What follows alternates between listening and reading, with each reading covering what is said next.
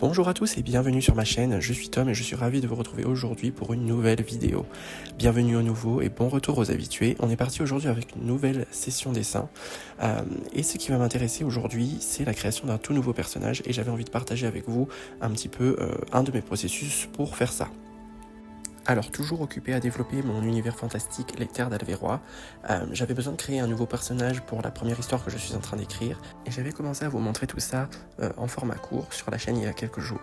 J'avais décidé donc de me lancer dans le processus avec un travail sur base de silhouettes, comme vous pouvez le voir. C'est vraiment une méthode très adaptée et très chouette à faire dans une première phase d'exploration, de design pour un personnage donné. Et je vous en avais déjà un petit peu parlé sur la chaîne de différentes façons, donc je mettrai le lien vers les vidéos si vous avez manqué ça. Et après cette première phase d'exploration sous forme de silhouette, il est généralement plus facile d'isoler des directions vers lesquelles on aimerait aller davantage, favoriser. Et c'est ce qu'on va faire aujourd'hui. Donc je vais en fait fusionner les silhouettes, enfin les concepts que j'ai aimés, qui me plaisent, pour aller vers voilà, un raffinement de ce fameux personnage. Je vous montre à l'écran mes favoris et je vais voilà, m'amuser à fusionner deux par deux ces fameuses silhouettes. Excepté pour la dernière que je vous montre là, j'aimais beaucoup l'idée et je trouvais qu'il fallait la dessiner en plus grand. Donc c'est parti pour faire tout ça.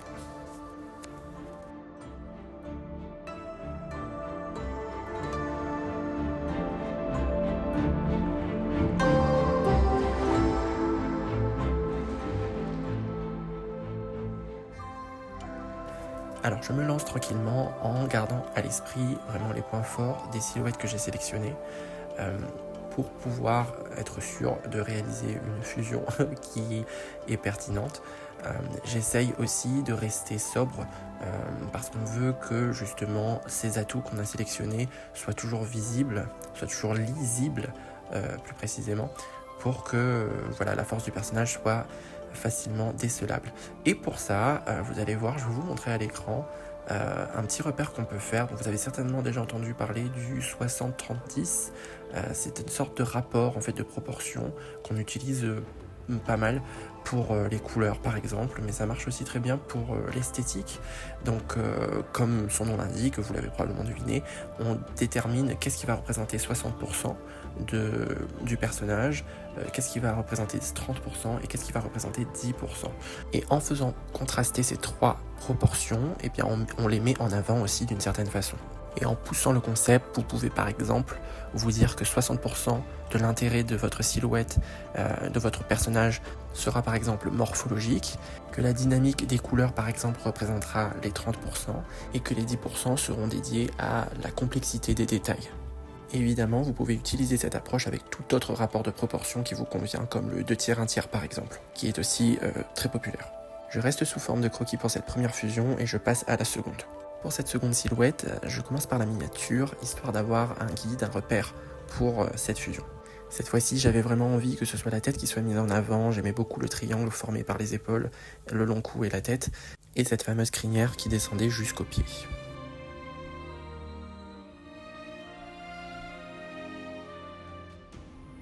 Alors je refais une petite note sur le rapport de proportion quand même. Donc sur mes silhouettes, le 30, 10, 60 n'est pas vraiment respecté, mais j'ai simplement utilisé les couleurs pour voir les parties que je voulais faire contraster.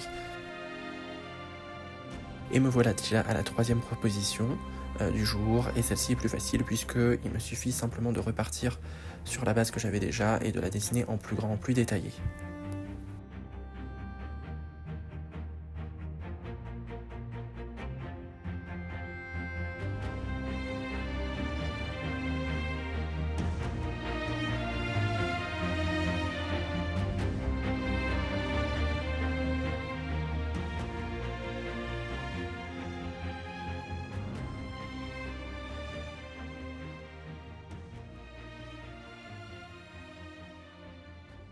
Et me voilà donc face à mes trois propositions raffinées pour ce personnage.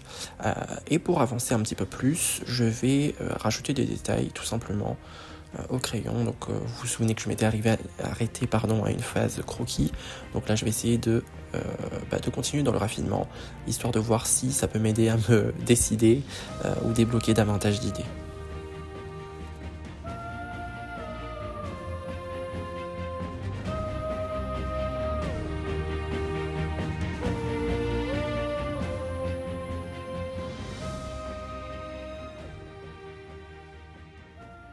Et voilà le résultat du travail du jour.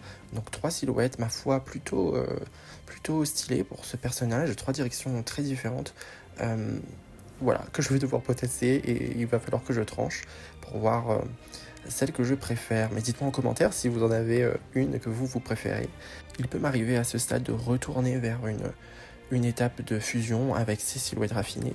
Mais ici, je pense que les 3 directions sont suffisamment définies pour que je fasse un choix.